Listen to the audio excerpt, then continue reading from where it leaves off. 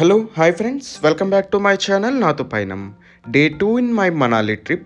ఈరోజు అయితే around 12 degrees అయితే ఉంది టెంపరేచర్. సో చాలా కూల్గా అయితే ఉంది. మా ఫస్ట్ ప్లేస్ ఏంటంటే వశిష్ఠ మహర్షి టెంపుల్. మేమైతే ఈ టెంపుల్కి అరౌండ్ 15 మినిట్స్లో మా రూమ్ నుంచి అయితే వచ్చాము. ఈ టెంపుల్ ఆర్కిటెక్చర్ కానీ నేచర్ కానీ చాలా అంటే చాలా పీస్ఫుల్గా అనిపించింది.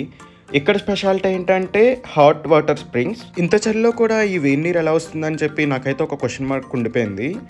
సో మా నెక్స్ట్ ప్లేస్ ఏంటంటే జోగ్ని వాటర్ ఫాల్స్. మేమైతే ఈ వాటర్ ఫాల్స్ రీచ్ అవడం కోసం అరౌండ్ 1 అవర్ అయితే ట్రెక్ చేసాము. కానీ మాకు ఈ ట్రెక్కింగ్ అంత వర్త్గా అనిపించలేదు, ఎందుకంటే వాటర్ ఫాల్ అనేది అంత పెద్దగా అనిపించలేదు. కానీ లొకేషన్స్ అయితే మాత్రం చాలా అంటే చాలా బాగున్నాయి.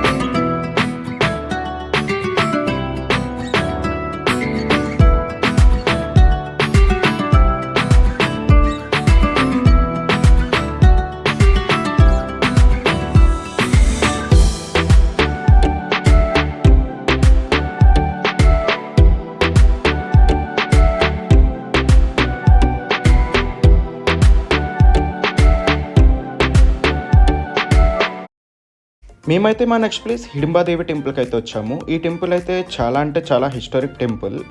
ఎవరి హిడింబా అని మేము చూస్తే భీముడి యొక్క భార్య అని తెలిసింది.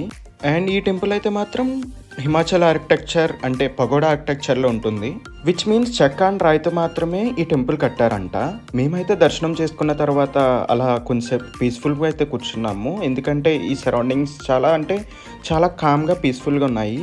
మేము అలా పీస్ఫుల్గా కూర్చున్న టైంలోనే మాకు ఈ పిల్లలు కనిపించారు.